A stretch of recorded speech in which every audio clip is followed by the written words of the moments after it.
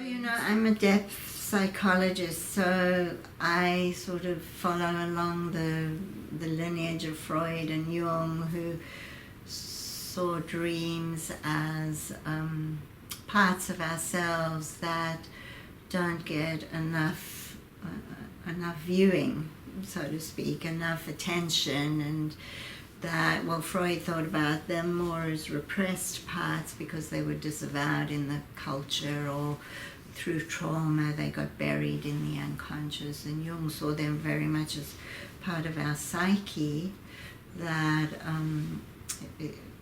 the figures and images and experiences that dreams bring are part of our psyche that don't get enough airtime and that we react to and therefore we bury. Process work has very similar belief about dream figures, is that they represent secondary or more marginalized parts of ourselves that we're not so aware of. We don't identify with them, and so they come through in dreams and dream images and encounters, and that they are awakeners. They're helping us to become more aware of these parts in ourselves, and the dreams are saying to us, hey, this is what's happening to you, or this is what you're doing, or this is what you're experiencing. You're not aware of it. Wake up to it. This is what's going on, basically.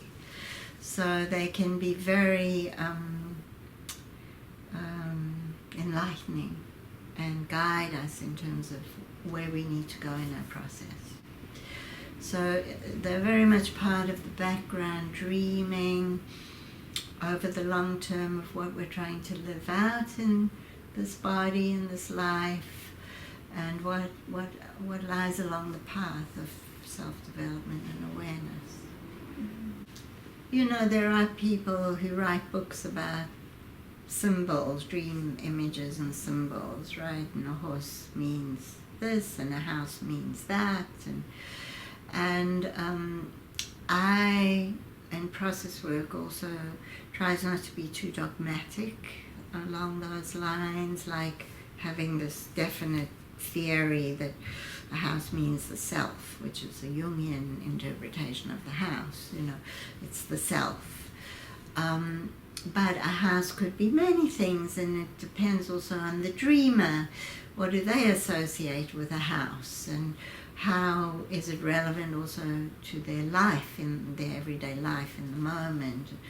So we try to sort of bring together symbolic thinking, that there is meaning and value in seeing symbols as symbolic, but not being too tight around that, and also bringing in the associations and the experience of the dreamer and the dreamer's relationship with those images and dream figures. So it's a combination of both. And with the understanding that there is deep meaning in each dream figure, and that we can explore them in order to gain insight into what the dream is trying to tell us. So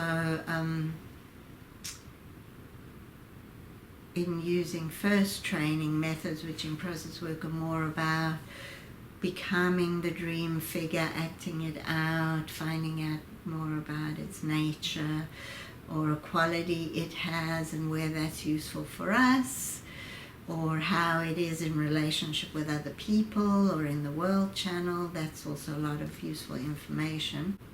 Whereas second training methods would be more to go more deeply into the way of being of this dream figure, its pre-verbal tendency and intentionality, which can be very subtle in terms of just energy or a way of being or a kind of nature that it holds, and to see that as the teaching or meaning in the dream figure. And it's great fun to also sometimes dream the dream on, dreams stop at a certain point, and the idea in process work is that when a dream stops like that, we've come to the edge of what we know or the edge of what we identify with, and beyond that is something that we're a little afraid of or a little hesitant about going into, or there are beliefs that stop that. So if we can dream the dream on and do it in the room with the person or with the group and act it out and bring it to life, we can find out what wasn't present but does exist. Because the idea in process work is the dream is always there in the dreaming. It appears to us in relationships, in different channels, in body symptoms, in things that happen to us. So the dream itself is always present for us, although it might show itself in different ways. So what happens in a nighttime dream could appear in a body symptom. Oh, I had an interesting session the other day with a client who was having stiffness in her back, and she was having to hold herself very upright. And then she had a dream about this mechanical toy that couldn't bend over, right? So there you can see the similarity between the dream image and the body symptom. And she was experiencing herself in her life as being very rigid. She's a teacher. She was being very tight and rigid with her students, and she was suffering from it. So you can see a mirroring of that dream in all those different ways. And what was more unknown to her was to being more easygoing and just open and fluid about things. And then it became a body movement and a style of being with people.